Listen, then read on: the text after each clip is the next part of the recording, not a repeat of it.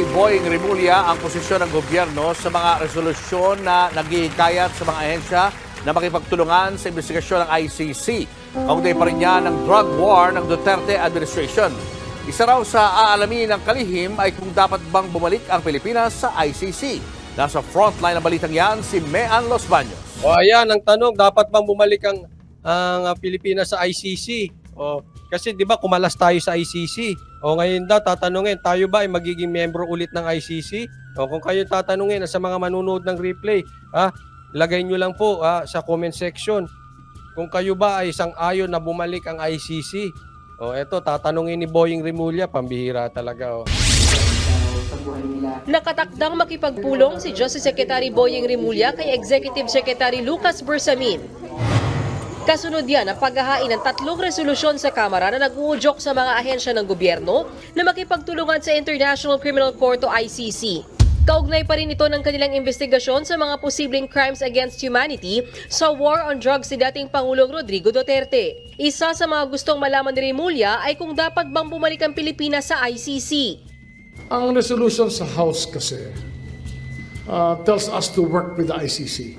Yan, tama na, isa-isain natin. Nagkaroon po kasi ng resolusyon ng Kamara na dapat ay balikan itong mga ICC. So, yung resolution na yon ay sinasabi na dapat trabahuhin ng DOJ ang ICC. So far, so good. Tama naman. Kasi may resolution eh. So, uutusan ng DOJ niyan na tingnan muli itong patungkol sa ICC. So far, so good. Tama dyan si Boying, si SOJ Boying. Pero ang first question is, why will we work with the ICC now that we are no longer members of the ICC? Yon. Second, statement. Tama naman. Ang tanong daw, bakit tayo makikipagtrabaho sa ICC hindi na tayo membro ng ICC? Tama yung statement ni Boying dyan. Hanggang dyan po, tama. Tama si SOJ Boying dyan. Di ba? So, are we going to be members again of the ICC first? So, for this thing to happen? Yun ang mali. Kailangan, magiging miyembro ba tayo ng ICC para ito ay isa katuparan na tayo ay makipagtrabaho ulit sa ICC. Doon medyo bumoljak dyan si mali. Hindi niya na dapat alamin kung tayo ay magiging miyembro agad. Dapat yan, pinutol na agad. Dapat ang hirit doon, SOJ, sinabi na natin, hindi tayo makikipagtulungan sa ICC. Hindi natin sila papapasukin. Kasi sinabi mo na yan dati. Yun ang dapat. Hindi na yung may pag-aaralan. Kasi lumalabnaw, unti-unti lumalabnaw yung inyong mga statement. Yung matigas nyong statement against ICC before, ngayon may mga ganito na ang tanong, tayo may magiging miyembro ng ICC? Mali! Maling tanong yan. Gusto raw Ay, sabi dito, Carmela, go o puso mo, pogi. Hindi, relax lang ako, relax lang. Hindi, relax lang. Ganito lang talaga tayo. Managan ni Rimulya kung ano ang opisyal na posisyon ng executive branch sa issue. I-clarify lang. Kasi kung may balak ba tayong maging miyembro muli ng ICC? Ika-clarify lang. Hindi. May, okay naman yung statement niya na ika-clarify. Pero hindi na kailangan i-clarify. Bakit? May utos na presidente. Hindi tayo papapasukin. Hindi natin papapasukin ang ICC. Wala ka nang kailangang i-clarify, SOJ Boying. Napakaliwanag nun eh. Dahil sa sinasabi ng Kongreso. I want to know how it affects the whole universe of the ICC and the Philippine government as it is right now. March 2019 ang opisyal na kumalas ang Pilipinas sa ICC sa ilalim ng termino ni dating Pangulong Rodrigo Duterte. Wala na tayo eh. Naglabas naman ng pahayag si Vice President Sara Duterte kasunod ng mga inihaing resolusyon kaugnay ng ICC probe. Dito ipinaalala niya sa mga kongresista ang sinabi ni Pangulong Bongbong Marcos na ang anumang investigasyon ng ICC sa bansa ay pakikialam daw sa internal matters at banta sa ating soberanya. Ayan. Ito mabigat na itong nilabas na statement ni Sara. At kinote niya na dito ang sinabi ni Marcos. Ito, yung pag-quote ni Sara kay Marcos, may kaakibat na mabigat na kahulugan yan. Ibig sabihin, kayo, ako, at ang presidente magkasundo. Kayo mga alipores, manahimik kayo dyan. Bagamat hindi yan diniretso ni Sara, ganyan po ang ibig sabihin niyan. Sa aking pananaw, nagsalita ang presidente. Ba't ba ang kukulit ninyo? Sino ba ang presidente? Kayo o si Marcos? May utos na eh. Ba't ayaw nyo sumunod? Kaya nga dapat, this is the time na dapat patunayan ni Marcos ang unity. Tandaan po natin, sinabi ni Marcos to nung nakaraang linggo lang, ha? Hindi pa raw giba ang unity. Maganda yung sinabi mo, Marcos. Kaya lang, dapat back-upan mo ng gawa yung salita mo. At kinote ka ni Sara. So, ito ay paalala lang. Bagamat hindi naniningil si Sara, ako ay magpapaalala. Siguro ako ang maningil. Na, Marcos, nakakalimutan nyo ba na ang nagpalibing sa tatay ninyo sa libingan ng bayani ay ang Duterte, ay si PRRD na gustong usigin ng ICC. Hindi ito ibig sabihin tumanaw ng utang na loob. Pero ang ibig sabihin nito, wala naman talaga sa batas ang ICC. At sinabi mo na yung stand mo, Marcos, about ICC. It's about time, panindigan mo yung sinabi mo. Kaya nga antayin namin. Gaya ng sabi ko kahapon, aantayin namin, linyahan mo na yan, Marcos. Ngayon, binakapan pa ni Sara at kinote kayo. Ibig sabihin, you are really forced to give an official statement at yung statement mo before, ipaalala mo ngayon. Hindi papapasukin ng ICC and make a strong statement against ICC. Nang itong mga nakapaligid na alipores, manahimik na. Na malaman nila, wala nang kailangan pag-aralan, wala nang kailangan i-consult, wala na. Tapos na, wala nang kailangan resolusyon, ICC will not come in. We need a strong statement from you, President Marcos. Dapat ganon. Tita Liza, maraming salamat. Sabi, nagbigay ng option, sabi ni Tita Liza. Mali pa, sinabi nga ni BBM, kulit talaga ni Boying. Correct. Tama ka dyan, Tita Liza. Ang kulit talaga niyan eh. Thank you, Tita Liza, sa kusang loob at sa pag-sponsor ng live na ito. Thank you, Tita Liza. Hindi rin daw makikipag-ugnayan ng Pilipinas sa ICC sa kahit na anong paraan. Dapat daw ay respetuhin ng Kamara ang posisyon ni Pangulong Marcos na siyang Chief Architect ng Foreign Policy ng bansa. Ayun. Iliwanag pa ni Sara. Balik ko lang yung picture. Niliwanag pa ni Sara na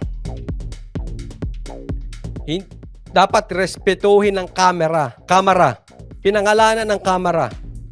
So it means, Speaker Romualdez, respetuhin mo at 10 ng iyong grupo dyan sa Kamara ang sinabi ng pinsan mong presidente na hindi dapat makipag-cooperate. Alam mo, the fact na kinakausap nyo pa yung ICC na yan,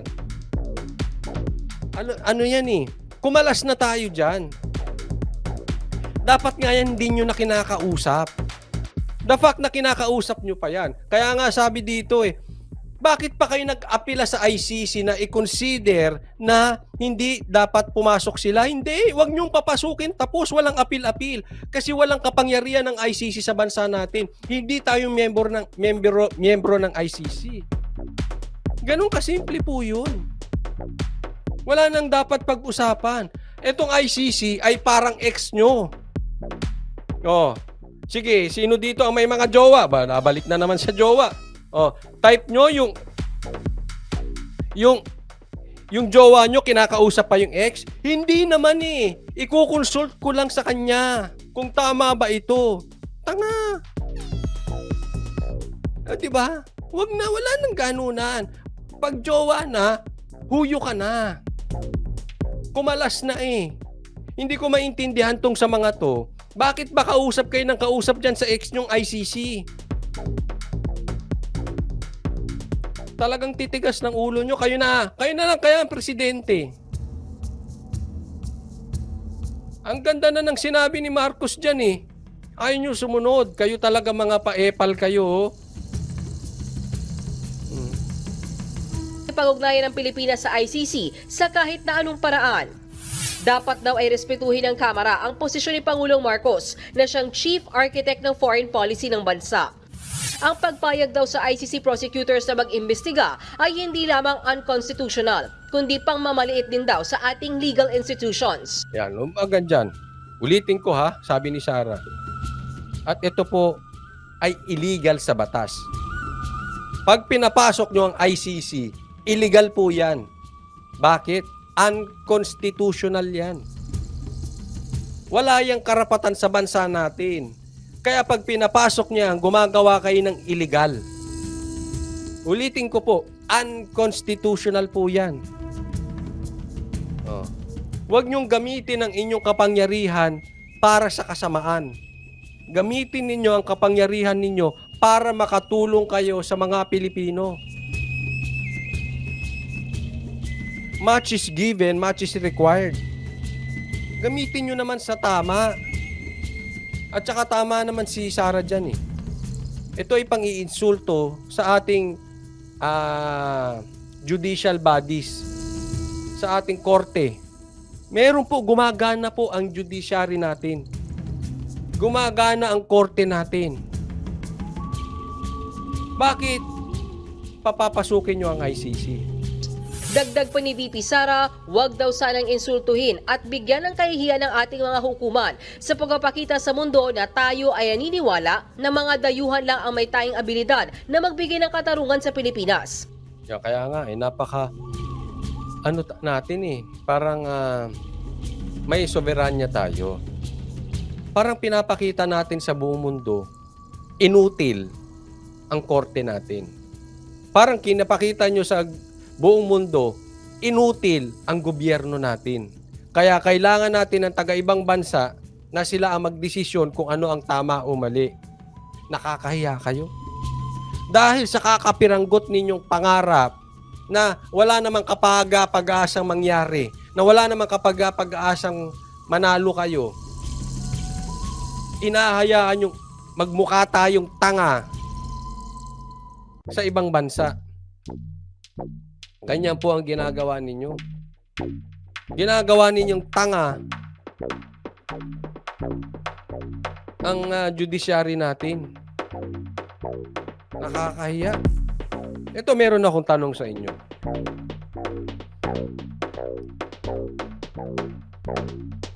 Bakit kailangan ng ICC? Bakit hindi nyo imbestigahan si PRRD?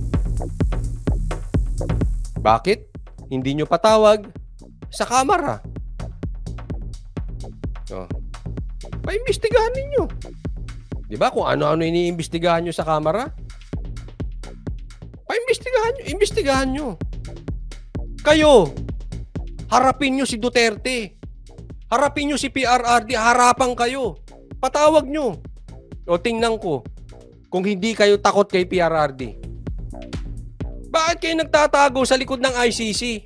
Ba't kayo nagsusumbong para kayo mga duwag na nagsusumbong sa kapitbahay? Ba't di nyo harapin si PRRD kayo sa Kamara? Ba't di nyo patawag? Galing ka, Consol, hindi. O kayo sa Senado? Ba't di nyo patawag si PRRD in aid of legislation? Bakit di nyo imbestigahan? Takot kayo? Sumbong kayo sa tatay nyo? Sumbong kayo sa kapitbahay nyo? Sige nga, tanong ko sa inyo. Kayong legislative bodies, dami nyong iniimbestigahan ha. Gagalit si Cocholi.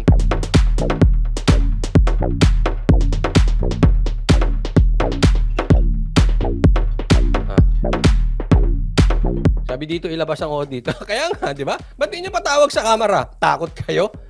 Baka ibalik sa inyo, isopla, o asan yung audit? Tatanungin mo ako? Alam ko kotse mo. Alam ko yung kabit mo. Alam ko yung... Bumuerta. Di ba? Alam ko sinusuportahan mo. Kasi alam ni Duterte, sabi nga ni Duterte, ni PRRD, pag ako tumakbo, magkakababuyan tayo. Ano? I dare you. Huwag kayong magsumbong sa ICC. Patawag nyo sa Kongreso.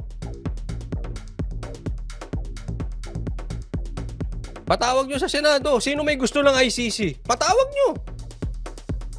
Haharapin kayo ni PRRD, I'm sure. Hindi ko siya nakakausap, but I'm sure haharapin kayo. Ang tanong, takot kayo? Patawag nyo si PRRD.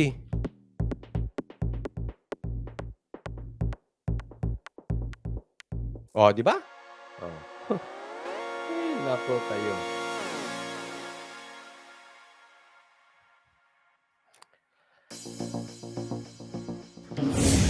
Nauna nang sinabi ni Attorney Harry Roque, dating tagapagsalita ni former President Duterte, na tila katakataka raw kung bakit umuusad na sa Kamara ang mga resolusyong sumusuporta sa ICC investigation. Kaya nga, totoo, nakakapagtakay. Bakit umuusad pa yung...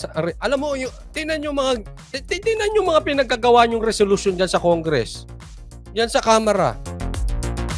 Unang resolusyon nyo na dapat ay panatalihing nakatayo ang Kongreso dito sa mga sinasabi ni PRRD. Di ba may naglabas sila ng ganon? May drama-drama pa na may script pa ata itong si ano ba ito? Yung congressman na puti-puti ang buhok na matang Lagman. May ganun-ganunan pa sila. O resolution kay Duterte. Ngayon, resolution naman ng ICC. Ano mang gagawin nyo dyan sa Kongreso? Puro resolution against Duterte? Wala na ba kayong gagawing resolution dyan matino? Maggawa naman kayo na resolution na may pakinabang sa taong bayan.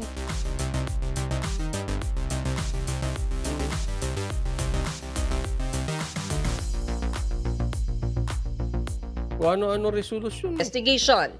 Naniniwala rin siyang si House Speaker Martin Ito sabi dito, nag-FAMAS Best Actor pa si Gonzales. Oo nga, may drama-drama pa.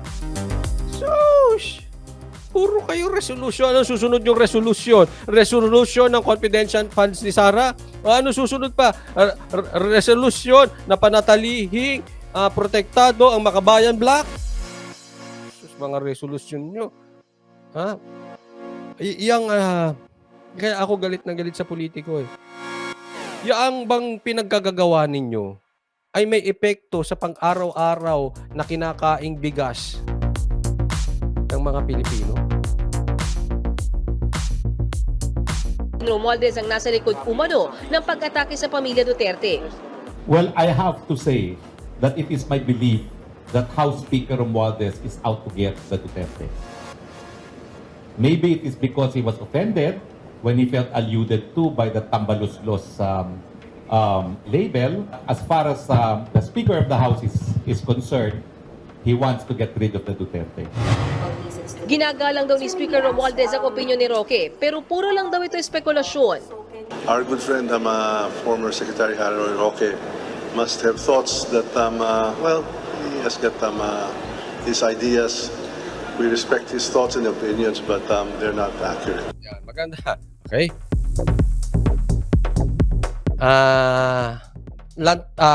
Dinerecho ni Romualdez na yung mga nirerespeto niya yung sinabi ni Roque, pero hindi accurate. It means hindi totoo. Bigyan natin ng pagkakataon. Alam niyo naman si Coach Oli, ganyan lagi, bigyan ng pagkakataon. Maganda yung sinabi mo na hindi totoo yung sinasabi ni Attorney Roque, Speaker Romualdez. Napakaganda niya na sinabi mo. Patunayan mo. Pahinto mo na yung ICC, yung usapan dyan sa Congress. Bigyan natin. Bibigyan ka namin ng pagkakataon na yung salita mo ay back up ng action. Hindi yung salita mo ay puro kabaliktaran sa nangyayari sa totoong buhay. Wag muna tayo magalit kay Speaker Martin Romualdez, MR. Hoy, ayan ha. I gave you all the due respect you deserve. Pero patunayan mo. Antayin namin. Pag mayroong usapin ulit about sa ICC dyan sa Kamara, hindi po kami ang nagsasabing sinungaling ka. Ang nagsasabing sinungaling ka ay ikaw din. Kasi iba yung sinasabi mo, ibang nangyayari sa Kamara. It's impossible na wala kang kontrol sa Kamara. Sabihin mo, inutos ng pinsan mong presidenteng si Marcos, hindi pababalikin ang ICC. Tigil nyo na yung resolution na yan. Okay ba yon? Pagbigyan natin. Para hindi naman magbuka tayong toxic.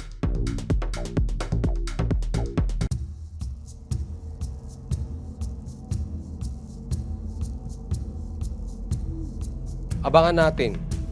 Maganda yung sinabi mo, Speaker Romualdez, basta totoo. Pero pagka hindi, sorry. Kasalanan mo yan.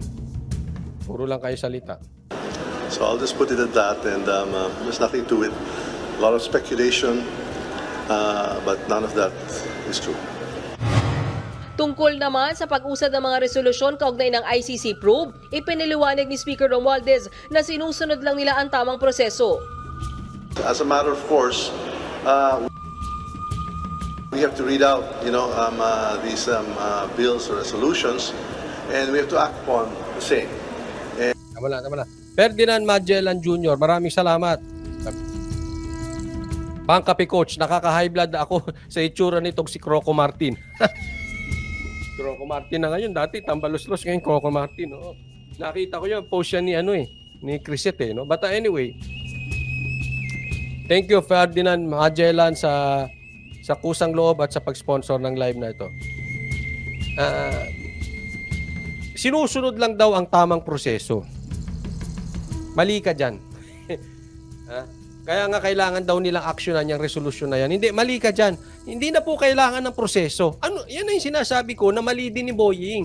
Ano pang klaseng proseso ang kailangan ninyo? Una, hindi na tayo member ng ICC. Pangalawa, sinabi ng presidente nyo, hindi pa papasukin ng ICC. Ano hindi malinaw sa inyo doon? Ba't kailangan ng proseso? Dapat sinasabi nyo sa ICC, dapat pinagtatanggol nyo ang soberanya ng Pilipinas. Oy, mahiya kayo, huwag kayo nakingialam dito. Lumayas kayo. Ay, kayo pag-aaralan, proseso. Tatanungin ko si E.S. Bersamin. Tatanungin ko, ano ba ang masasabi ng executive? Wala nang ganunan. Ang dadarama ninyo sa totoo lang. Ginaganon-ganon nyo pa eh. Hindi na kailangan yun. Move on na. Yan yung mga style ng mga joke. Hindi. Kailangan natin magkita for the last time. Ulul mo. Hindi ikaw Yung mga style ng mga, hindi, kailangan tayo magkita. Kailangan mag-usap tayo para may closure. May ganunan pa. Excuse. Naku, marami nang nabuntis sa ganun. Magkikita-kita pa. For the last time. Dapat siya soplak. Tapos na, tapos. Pag tapos. Ano pang nila? Pinaiikot-ikot nyo lang yung taong bayan. Sabi dito ni Albert, Idol Oli, wala kasi silang alam sa batas kaya sa ICC sila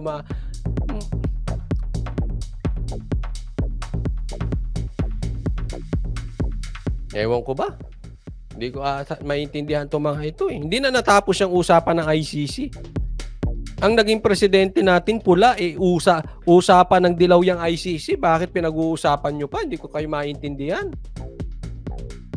And we have to be sensitive and responsive to the Hindi na! Kailangan pa maging sensitive and responsive. Hindi na! Tiis naman ng ulo eh. Sinabi na nga ni presidente yan eh. Pauli-uli naman ah. Inis na ako. Anong gagawin mo, Kocholi? Hindi kasi paulit-ulit eh. Kasi, eto ha. Pag ikaw ay hindi masyadong sa politika at pinakinggan mo lang ito sa TV, ay oo nga, takot ang Duterte sa ICC. Pinag-aaralan lang naman. Di ba ganun ang dating? Pero ang totoo niyan, hindi na kailangan pag-aralan yan.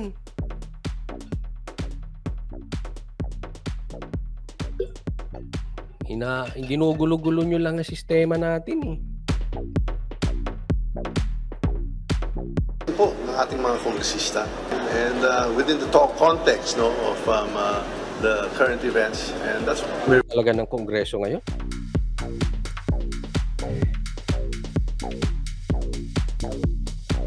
I really believe depende talaga yan sa leaders.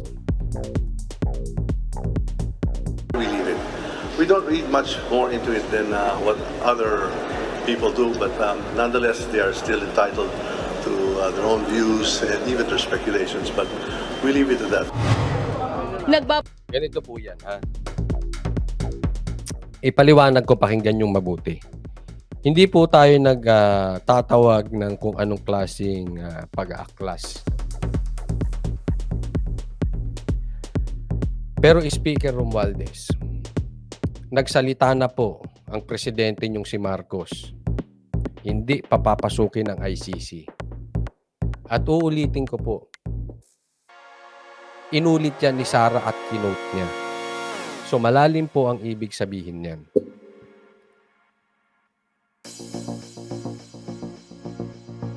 Pagka nagpasaway kayo sa sinabi ng presidente, ang makikita ng taong bayan, hindi po ako ang nakakita. Posibleng makita ng bayan na totoo yung sinabi ng weak leader. Hindi po kami ang nagbibintang na weak leader siya. Kayo po, mga nakapaligid kay Marcos, ang nagpapatunay. Pag hindi nyo sinunod si Marcos, kayo mismo mga kaalyado niya, kayo mismo mga pinsan niya, ang nagpapatunay na weak si Marcos. Hindi ko sinasabing weak, ulitin ko. Pero ito yan.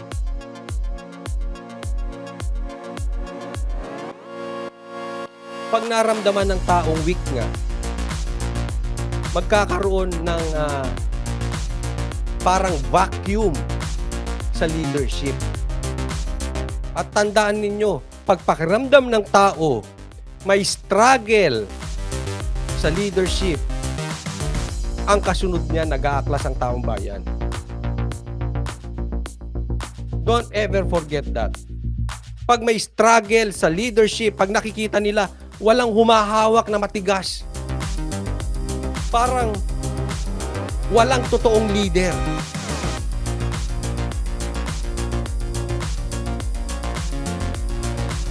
May kakulangan sa leadership. May vacuum. Sumusunod niya, naghahanap ng totoong leader ang bansa. Hindi lang po yan sa bansa, sa kahit anong klaseng organisasyon.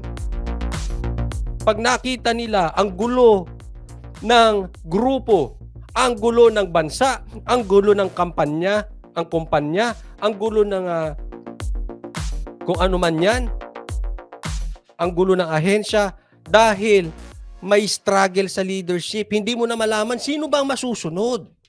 Kanino ba kami kukuha ng direksyon? Anong masasabi? Tingnan nyo ha. Halimbawa sa inyong negosyo o sa inyong tinatrabahuhan. Yung sinasabi ng pinakamay-ari, iba dun sa sinasabi ng manager, iba sa sinasabi ng direktor. Iba sinasabi dun sa Vice President, iba sinasabi.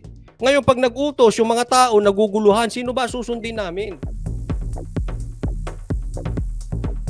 Kasi ang pinaka-importante sa leader ay direksyon. Hindi na nila makita ano bang direksyon nitong grupo natin? Ano bang direksyon nitong kumpanya natin? Ano bang direksyon nitong negosyo natin? Pag nagka-problema, kanino sila titingin? Hindi nila alam sino ang may command.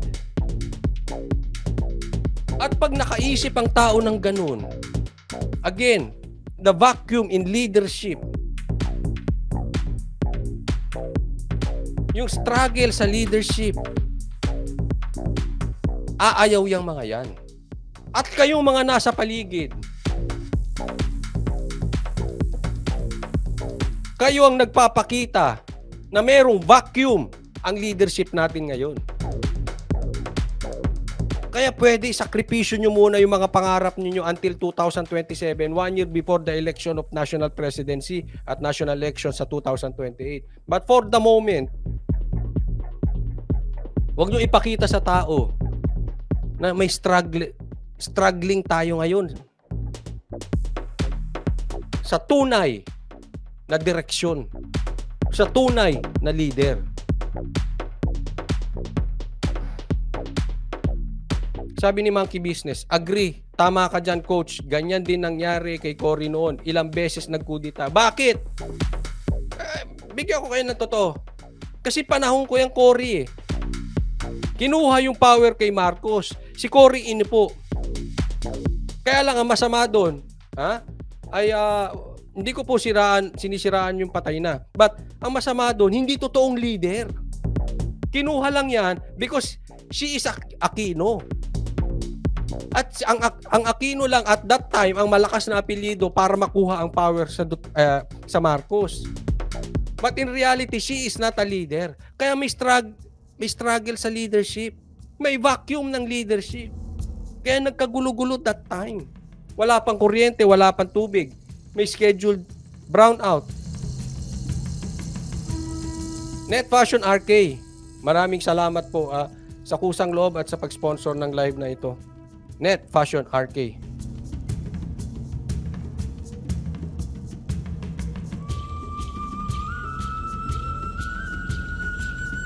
Sabi dito ni Anita Go, tumpak, it's the cabinet and the 3 branches of government that will prove to the country and the world that Philippines leader Bongbong Marcos is truly weak leader. Totoo. Kayong mga nakapaligid, kayong sumisira, kayong sumira sa unity team, kayong sumisira sa unity team, kayo ang nagpapakita na mahina ang presidente. Instead na binakapan nyo, wala kanya-kanya kayo. Para nga hindi in sync. Iba sasabihin ng presidente, iba ginagawa sa paligid. You know how insulting that is? Nakaka-insulto yun. Ito sinabi ng leader eh. Iba ginagawa ng paligid. Wag. Maawa kayo sa bansa. Kaya nga, sabi ko, pwede bang magkasundo-sundo muna tayo for the moment? At the same time, asikasuhin natin yung presyo ng bilihin.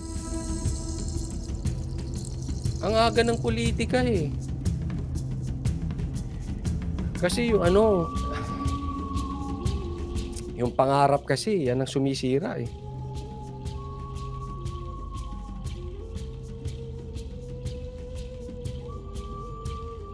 Lenny Fermin, agree, there is vacuum in leadership, kaya wag sana tawagin na katangahan na lagi si BBM ang nasisisi. Oh eh.